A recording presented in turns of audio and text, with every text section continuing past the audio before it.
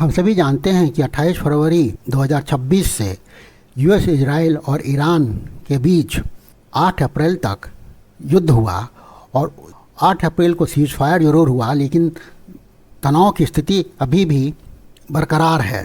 Straight of Hormuz अभी तक नाकाबंदी में है। पहले ईरान ने इसकी नाकाबंदी की हुई थी, अब यूएस सेंट्रल कमांड ने भी इसकी नाकाबंदी कर ली है।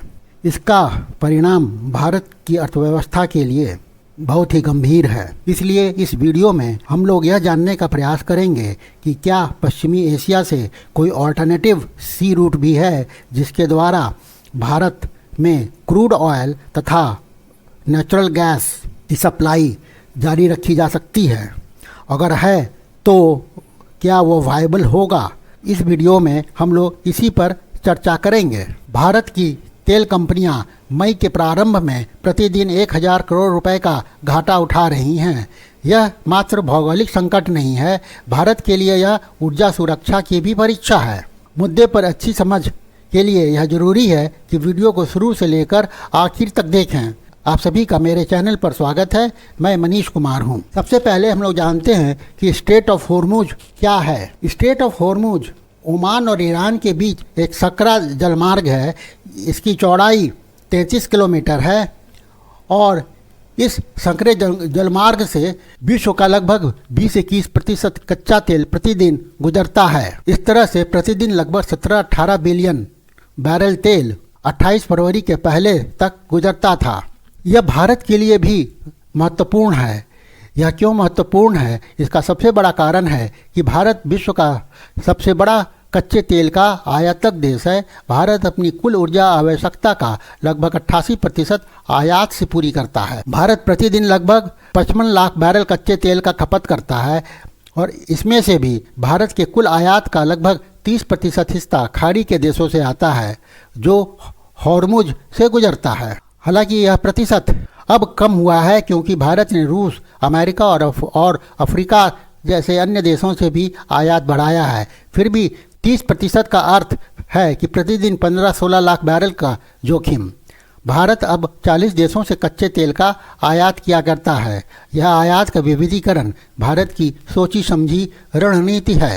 लेकिन आयात की विविधीकरण का मतलब यह नहीं है कि होर्मुज का महत्व भारत की अर्थव्यवस्था में कम हो गया है। वह महत्व अभी भी उतना ही है।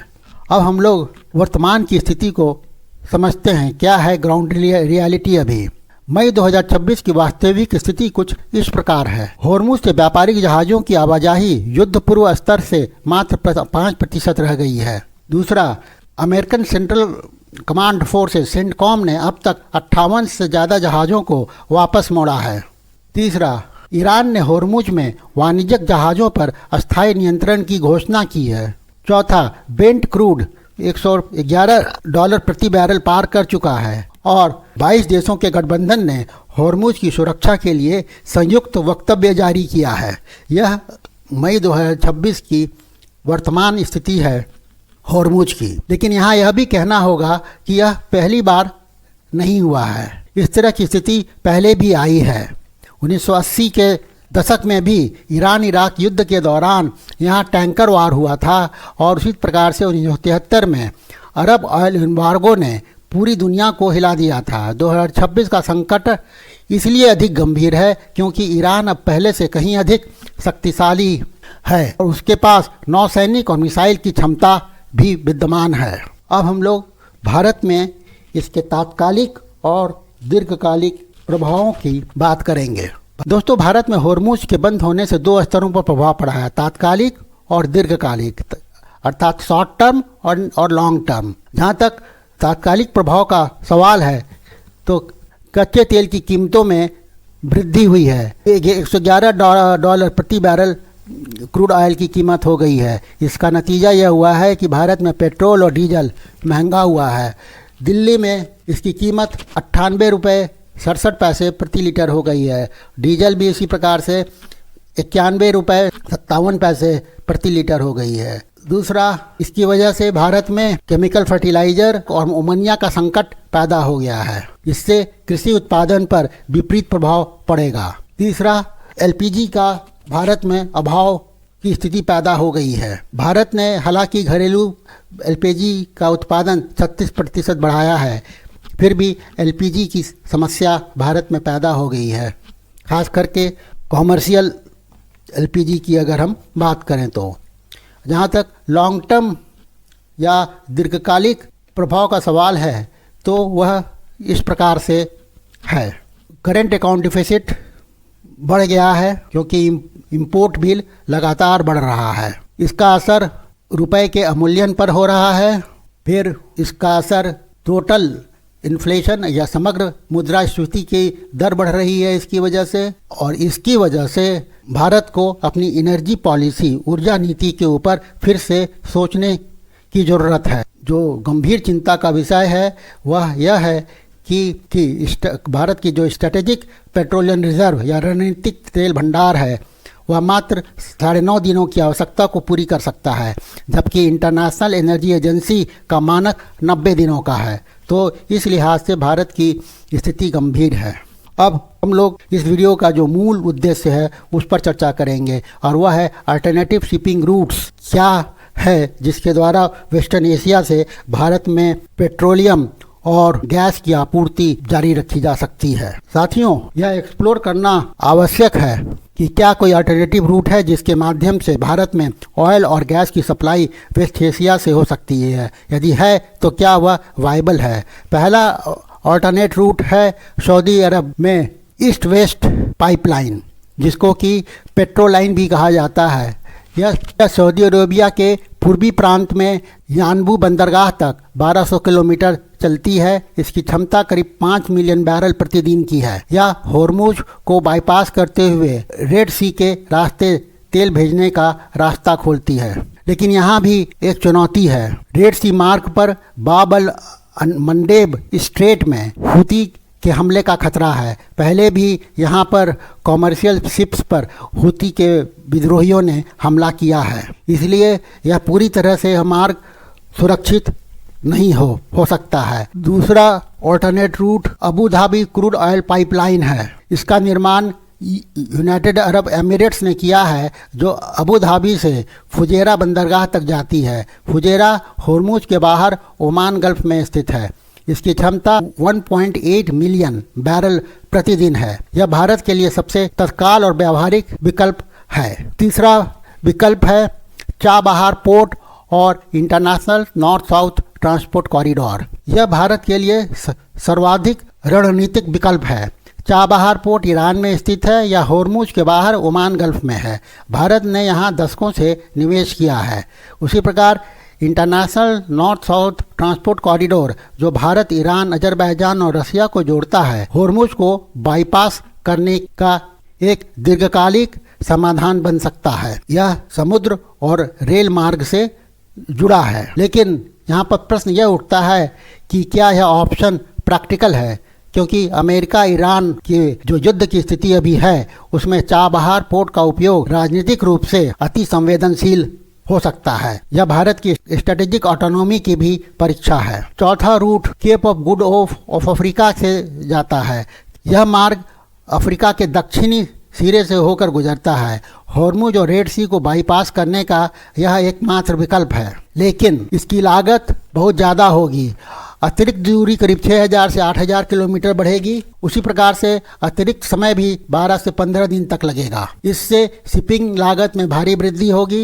इंश्योरेंस प्रीमियम भी बढ़ेगा। इस विकल्प को अंतिम उपाय के रूप में विचार किया जा सकता है। नियमित आपूर्ति मार्ग के रूप में यह सॉल्यूशन व्यवहारिक नहीं है। जितने भी अल्टरनेट पाइपलाइंस के सुझाव दिख रहे हैं उनका उपयोग करने से ट्रांसशिपमेंट कॉस्ट बढ़ेगा। पाइपलाइन ऑपरेटर ट्रांजिट फी प्रति बैरल लेते हैं, उसे देना होगा।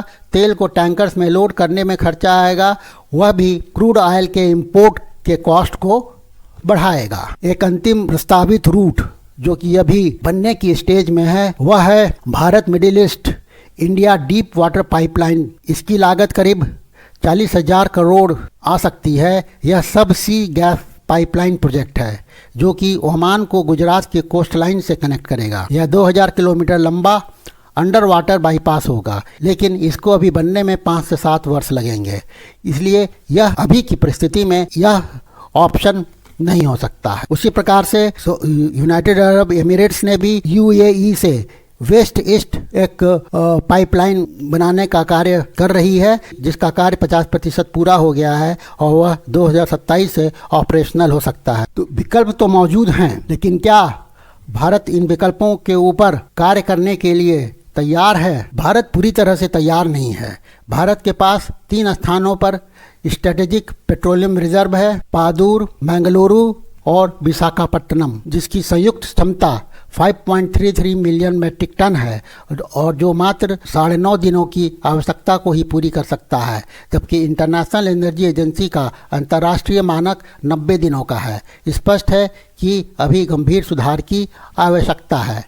लेकिन अभी जो सकारात्मक पहल भारत सरकार ने किया है उसका भी उल्लेख करना आवश्यक है, जो इस प्रकार है। पहला है 24/7 पेट्रोलियम मॉनिटरिंग कंट्रोल रूम की स्थापना। दूसरा है क्रूड ऑयल के आयात को डाइवर्सिफाई किया गया है, अब 40 देशों से भारत क्रूड ऑयल आयात कर रहा है। तीसरा है एलपीजी का डोमेस्टिक प्रोडक्शन को 36% तक बढ़ा दिया गया है। चौथा है पेट्रोकेमिकल्स के ऊपर इम्पोर्ट ड्यूटी पर 30 जून 2026 तक छूट दी गई है और क्रूड ऑयल का इंपोर्ट रूस, अमेरिका और लैटिन अमेरिका से बढ़ा दिया गया है। अब हम लोग देखते हैं कि और ऑप्शंस क्या हो सकते हैं, क्या सुझाव इस संदर्भ में और दिए जा सकते हैं। पहला सुझाव यह है कि स्ट्रेटेजिक पेट्रोलियम रिजर्व का विस्तार किया जाए। भारत सरकार पहले ही 2 जगहों पर, चंदीखोली उड़ीसा में जहां की 4 मिलियन मीट्रिक टन और पदूर में एक और स्ट्रेटेजिक पेट्रोलियम रिजर्व बनाने का प्रस्ताव है, जिसकी क्षमता 2.5 मिलियन मेट्रिक टन होगी। जितनी जल्दी हो सके